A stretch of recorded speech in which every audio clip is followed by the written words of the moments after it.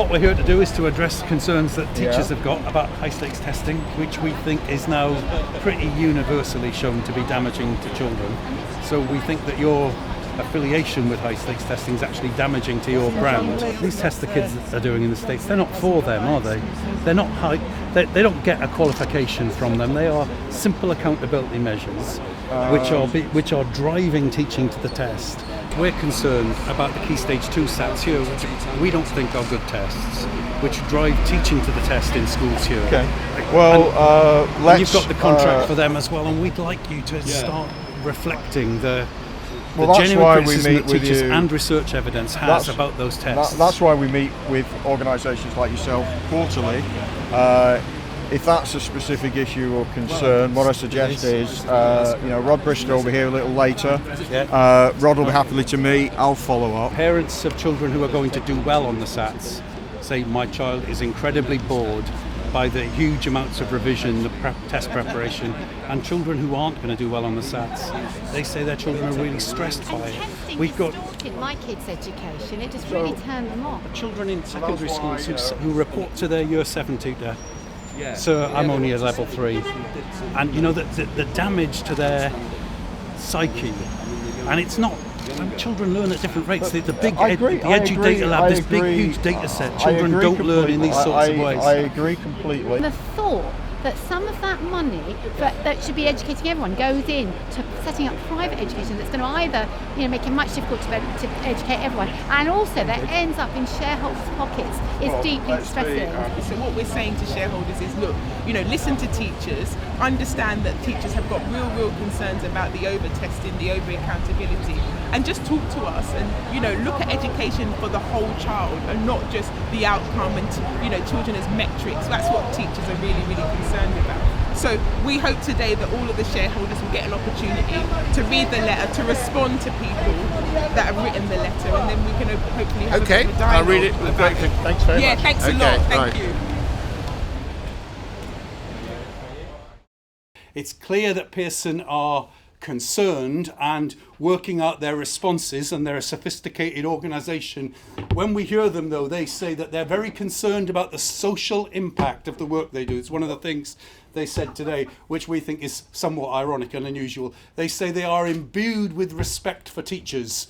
So this is something, and they say that they are in favour of free state education worldwide. And today, what we heard from the Pearson board and from the Pearson chair and from the Pearson president, people who, by the way, were very pleased to announce that there was a 235% increase in profits over the last 10 years, and that there was a 35% increase in the share price this year. They were very pleased to announce that what they really are focused on is that they should be measured by social impact. But you see this notion of a corporate profit need overcoming the public's interests and parent and students' interests in high quality public education and teachers' interests in delivering that. I think one of the most scandalous aspects of what Pearson is doing is the fact that they are using public money, British aid money, in order to set up the private provisions of schools around the world. So I asked John Fallon, the CEO of Pearson, in the room just now, don't you see a contradiction between your stated long-term goal that you want to see universally accessible education free to all students provided by the public sector? It's just such a system that allows me to be here and allowed him to be in that room where he was today. That's his long-term stated goal. Don't you see a problem with the fact that you are taking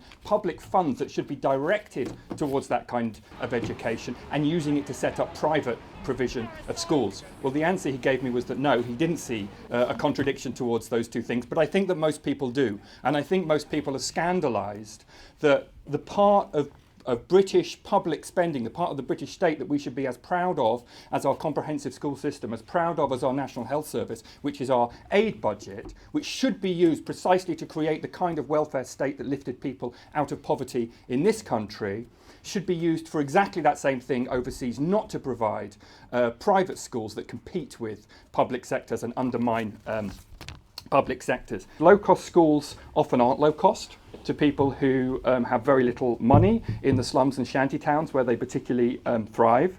They often rely on classroom scripts, on extremely large classes, on poorly prepared and very badly paid teachers. So there's a problem with the model, of course, because that's how you generate profit at the end of the day. If education is run for profit, money which should be spent on the education provision has to be diverted to shareholders. And that the poor profit capitalists, entrepreneurs, can't get round that. And the only way that the for-profit companies can make a profit, and actually the profits for Pearson's and others are now under threat. They're under threat because of the contestation of testing in the USA.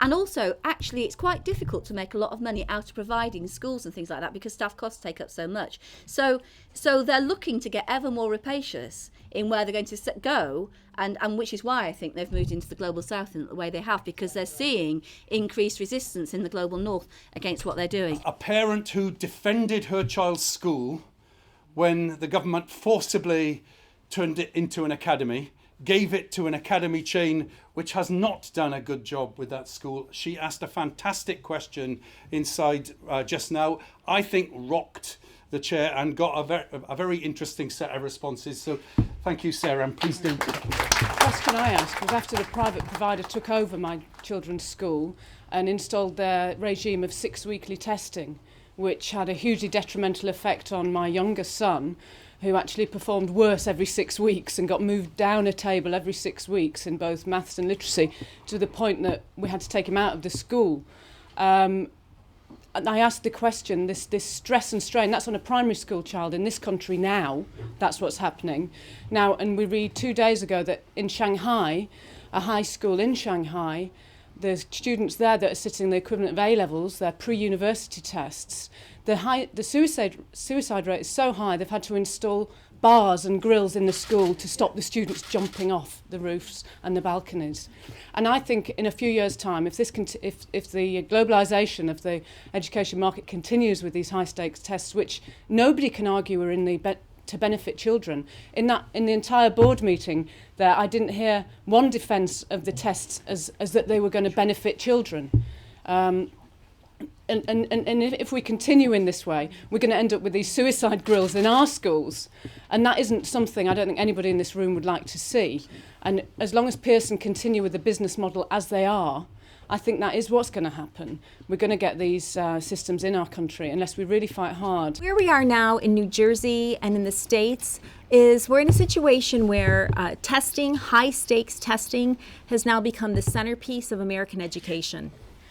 Pearson sits at that center as the provider of the tests in the large majority of our states, and American parents in New Jersey, are not happy at all about this.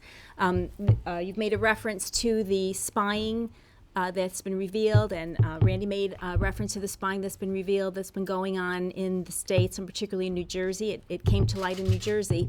And we have now been told, parents in New Jersey have been told, that we cannot discuss the tests that our children take with our children when they come home from school. So I would like to say to Pearson that I do not appreciate having a large corporation stand between me and my child. That is an absolute right of the parent to be informed about the child's education. If I were the chairman of Pearson, what I would want to know is that the brand is not doing very well in the United States, right? Parents are rejecting the Pearson brand. They don't trust the tests. They don't want to take the tests. Parents have gone to every level of government, and we have said this testing regime is not working for us.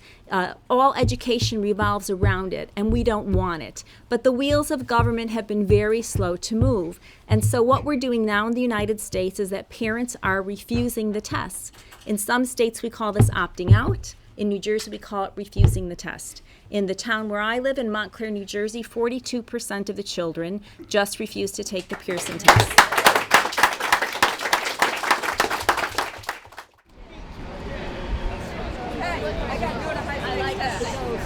They're an international company, yes.